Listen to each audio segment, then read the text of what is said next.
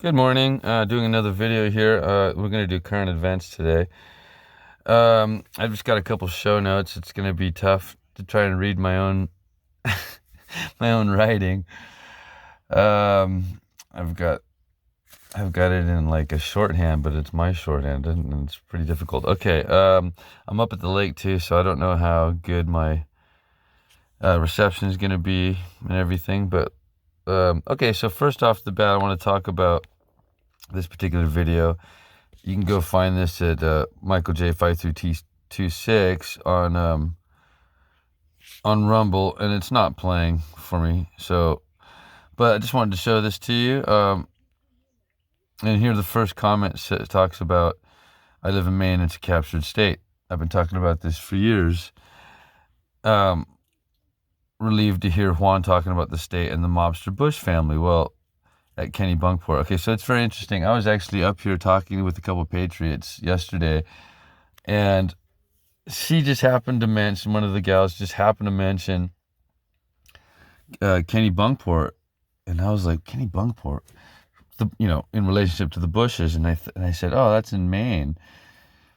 And it was just a random conversation where we were talking about, the Bushes, and it's, how basically this evil cabal crosses party lines, and they use both party lines to create their NWO agenda, which we can see now is happening. But anyway, mentioning Maine, and so in this video, at some point, Juan is talking about how Donald Trump in his CPAC speech was giving a lot of clues, and how Trump likes to use words that are like double entendres or have double meanings. And one of the things was he kept saying, stick with me here, he kept talking about 9/11, the maniacs that perpetrated 9/11. Well, he's right, they're maniacs. The maniacs, the 9/11 maniacs. And then Juan 07 goes, well, where's Kenny Bunkport? In Maine. And, we know that the Bushes perpetrated 9/11, to hide their stealing of the trillions of dollars of American money. Donald Rumsfeld, 9/10, talked about how that money had gone missing, and then the very next morning, 9/11 happened. And this is the Bush crime family regime, which later funded the Clinton crime family regime. And he goes into talking about how, Barry Seal was the guy that, when he got caught, they asked him, well, where's all the cocaine? He goes, well, I don't know. I delivered it to Arkansas. And then Barry Seal shot himself in the back of the head two times. With an arc, and that's where Arkansas came from. And there's another guy, and I can't think of his name now. Let me look it up real quick. Guy who suicided himself in the back of the head twice, Clinton's. Well, it was Vince Foster. Well, there's been so many of these guys. Let me see. Reporter who was found suicided. Here is information from Wikipedia. Well, there's so many of them. Well, they made a movie about him. So let's see here. Reporter who claimed U.S. was dealing cocaine. Gary Webb. Okay, so Gary Webb, right? Okay, and they made a movie about it. But of course, whenever they make a movie about something, it's to, slightly twist the facts, or a lot twist the facts. They'll go in there and covertly change a few different things, and if they make another movie, then they'll change some more things. And so, this is how they hide history. But it's just an interesting thing to point out that, in this day and age, to find the truth is all out there, but it's all spin and twisted and propagandized. So it's people like us in the truther community that have to become intuitives, and that's how we find the information that we need, that we're looking for, intuition. And that comes, and this is a good example of it. So she's talking about Maine yesterday, and then 107 talks about the 9/11 maniacs from Kenny Bunkport, Maine. Maniacs. And that's what Trump does a lot. So that's why people don't understand a lot of what's going on with Trump, because if you're just looking from the outside, sometimes he looks like he's just saying crazy things. But he can't be any more of a raving lunatic than Biden himself. The guy's lunatic. Okay, so another thing that Trump said, and I can't seem to find it now, and this is what happens.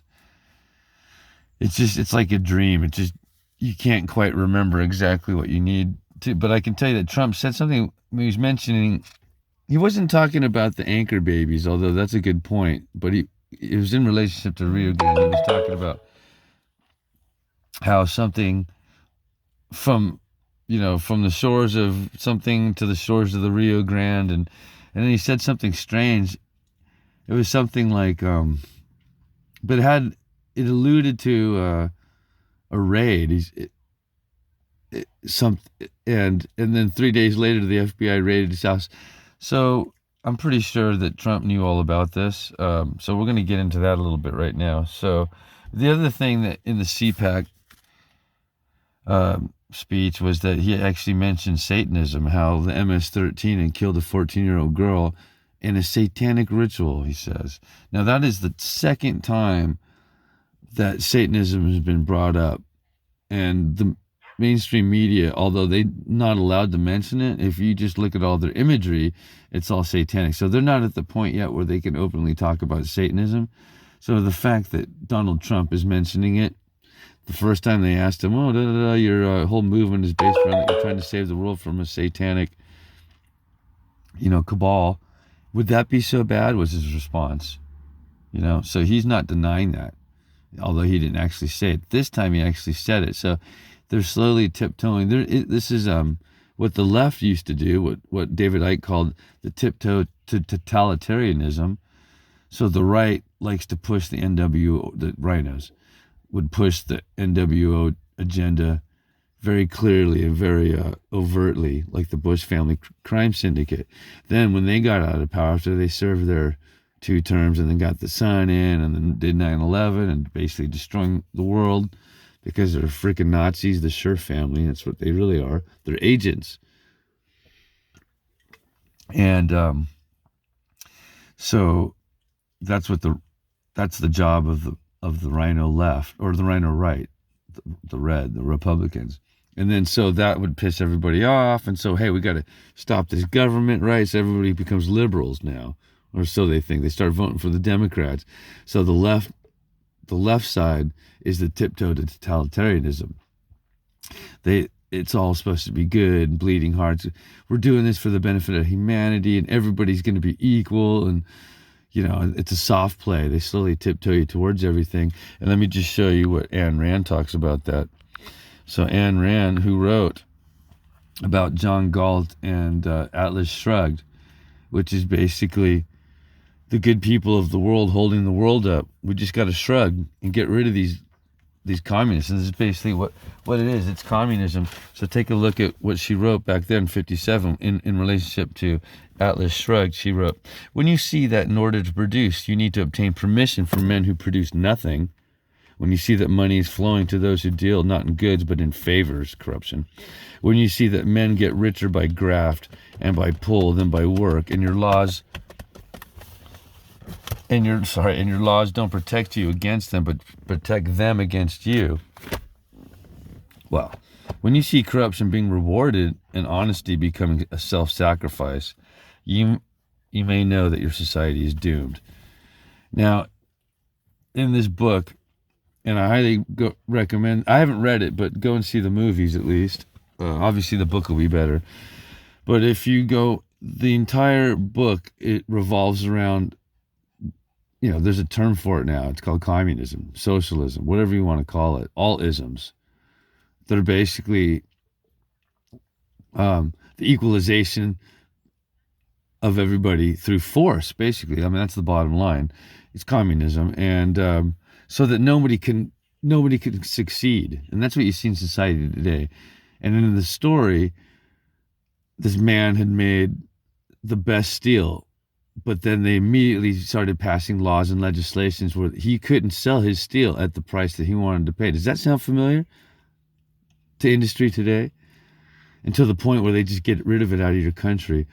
And so he couldn't sell his steel, and he couldn't make the profits that he wanted to make, and he had to sell the steel at prices that he couldn't sustain, But he had to sell a large percentage, forced to by this legislation, to the government, and the government was using the steel for who knows what they're going to use it for, and he had no control over that. Whereas in private industry, he could control who he sold his steel to, and sometimes he wouldn't sell it even to the highest bidder because screw them.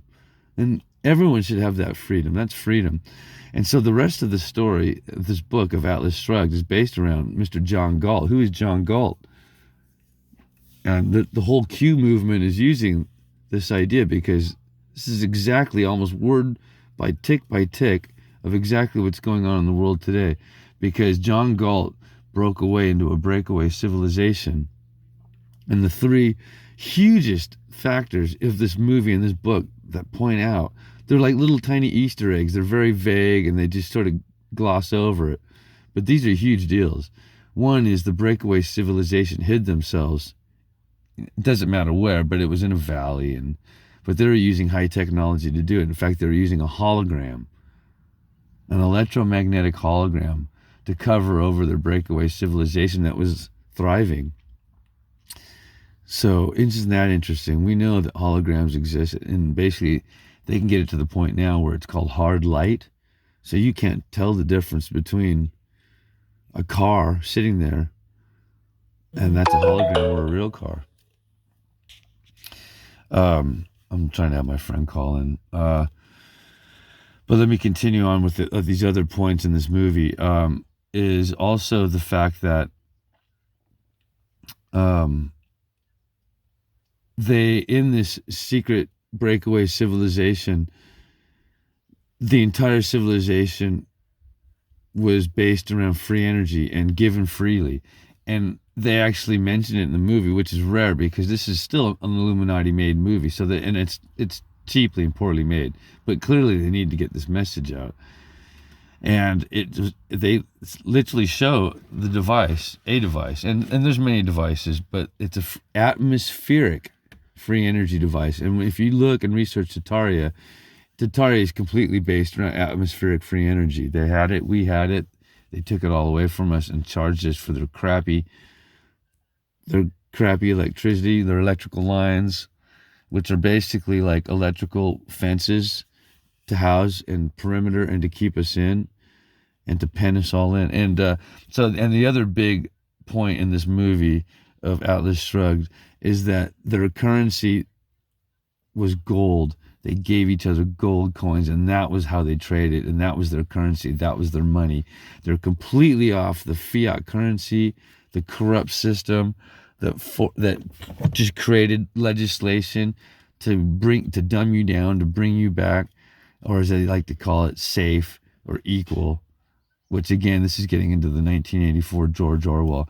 Okay, well, I'm going to cut that short, and it's only 13 minutes. I'll get into it deeper. I got to go try and figure out this phone call so we can do a radio show with Joe today. Okay, I'll talk to you guys soon. Thank you.